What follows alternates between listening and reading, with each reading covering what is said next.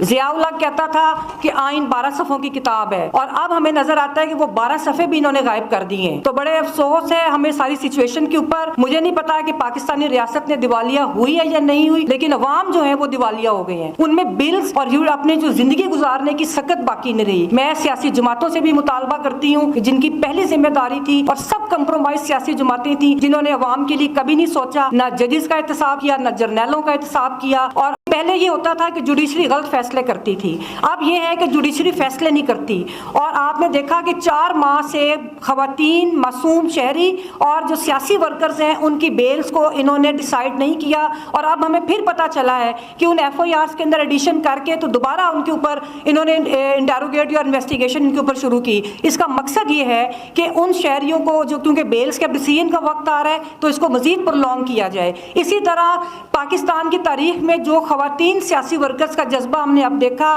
اور جس طرح خواتین کی شمولیت تھی اس کو ڈسکریج کرنے کے لیے جو کیا جا رہا ہے اس میں جوڈیشری برابر کی شریک ہے. اور مجھے بہت افسوس کے ساتھ کہنا پڑتا ہے کہ صرف یہ نظر آ رہا ہے کہ پاکستان کے اندر سیاسی نظام کو پنپنے نہیں دینا. اب میں ان سے مطالبہ کرتی ہوں کہ آپ اپنے منشور کے اوپر، اور بلکہ پاکستان کی عوام سے میں یہ ریکویسٹ کروں گی کہ آپ لوگ اپنی آواز اٹھائیں کہ یہ سیاسی جماعتیں واضح طور پہ اپنے منشور کے اندر لکھیں کہ انہوں نے کیا پروگرام دینا ہے، معاشی پروگرام کیا ہوگا، کہ عوام کے جو مسائل ہیں آئی ایم ایف سے باہر نکل کے یہ کس طرح پاکستان کے عوام کے لیے یہ بات کرتے ہیں اور کیا پروگرام دیتے ہیں. واضح پروگرام، معاشی پروگرام دیں. اور دوسری بات، ججز اور جرنیلوں کے احتساب کے لیے بھی یہ ایک واضح پروگرام دیں. اور آخری میرا جو ایک میسج ہے وہ جوڈیشری کے لیے ہے کہ یہ بالکل درست ہے کہ جب بھی جوڈیشری کے اوپر اسٹیبلشمنٹ نے حملہ کیا، ہم نے حامد خان صاحب کی سربراہی میں ہم ان کے ساتھ کھڑے ہوئے ہیں. لیکن آپ نے دیکھا کہ جوڈیشری کے لیے بڑی مثالیں موجود ہیں. بہت انٹیگریٹی والے ججز ہمارے جوڈیشل نظام کا حصہ رہے ہیں. کارنیلیس صاحب تھے، جسٹس کارنیلیس تھے، ان کے بعد کے ایم سمدانی صاحب تھے، رستم کیانی صاحب تھے. ان لوگوں نے کبھی اسٹیبلشمنٹ سے کمپرومائز نہیں کیا. اور آخر میں آپ نے دیکھا جسٹس وقار سیٹھ صاحب تھے. تو اس لیے اگر یہ چاہتے ہیں تو ہمت کریں، پوری قوم ان کے ساتھ کھڑی ہے. وکلا تو کھڑے ہی ہیں، پروفیشنل گروپ تو ہمیشہ اصولوں کے ساتھ کھڑا رہا، اور ہمارا نعرہ مزاحمت ہے، اور ہم آخری وقت تک اپنی مزاحمت کو جاری رکھیں.